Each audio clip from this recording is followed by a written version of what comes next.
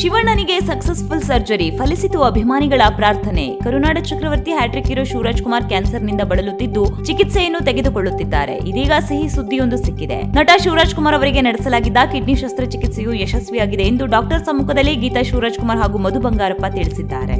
ಅಮೆರಿಕದ Miami cancer ಆಸ್ಪತ್ರೆಯಲ್ಲಿ ಭಾರತೀಯ ಕಾಲಮಾನ ಡಿಸೆಂಬರ್ 24ರ ಸಂಜೆ 6 ಗಂಟೆಯಿಂದ ಶಸ್ತ್ರಚಿಕಿತ್ಸೆ ನಡೆಸಲಾಗಿದ್ದು ತಡರಾತ್ರಿಯವರೆಗೂ ಮುಂದುವರೆದಿದೆ. ಡಾಕ್ಟರ್ ಮುರುಗೇಶ್ ಅವರ ನೇತೃತ್ವದಲ್ಲಿ ಶಸ್ತ್ರಚಿಕಿತ್ಸೆ ನಡೆಸಲಾಗಿದ್ದು ರಾತ್ರಿ 12ರ ಹೊತ್ತಿಗೆ ಪೂರ್ಣಗೊಳಿಸಿದ ವೈದ್ಯರು ಆಪರೇಷನ್ ಸಕ್ಸಸ್ ಎಂದು ತಿಳಿಸಿದ್ದು ಸದ್ಯಕ್ಕೆ ಅವರನ್ನ ಸ್ಪೆಷಲ್ ವಾರ್ಡ್ಗೆ ಶಿಫ್ಟ್ ಮಾಡಲಾಗಿದೆ. ಶಿವಣ್ಣನ ಆಪರೇಷನ್ ಯಶಸ್ವಿಯಾಗಿ ನೆರವೇರಲಿ ಎಂದು ಅವರ ಅಭಿಮಾನಿಗಳು ದೇವಸ್ಥಾನಗಳಲ್ಲಿ ವಿಶೇಷ ಪೂಜೆ ಸಲ್ಲಿಸಿದ್ದರು. ಅಭಿಮಾನಿಗಳ ಪ್ರಾರ್ಥನೆ ಹಾಗೂ ವೈದ್ಯರ ಕಾರ್ಯವೈಖರಿಯಿಂದ ಕರುನಾಡ ಚಕ್ರವರ್ತಿಯ ಆಪರೇಷನ್ ಯಶಸ್ವಿಯಾಗಿದೆ. 1 ತಿಂಗಳ ಕಾಲ ವಿಶ್ರಾಂತಿಯಲ್ಲಿರುವ ನಟ ಶಿವಣ್ಣ ಗುಣಮುಖರಾದ ನಂತರ 2025ರ ಜನವರಿ 25ರಂದು ಭಾರತಕ್ಕೆ ಹಿಂದಿರುಗಲಿದ್ದಾರೆ. ಇದು 1 ಮಿನಿಟ್ ಪೊಲಿಟಿಕ್ಸ್.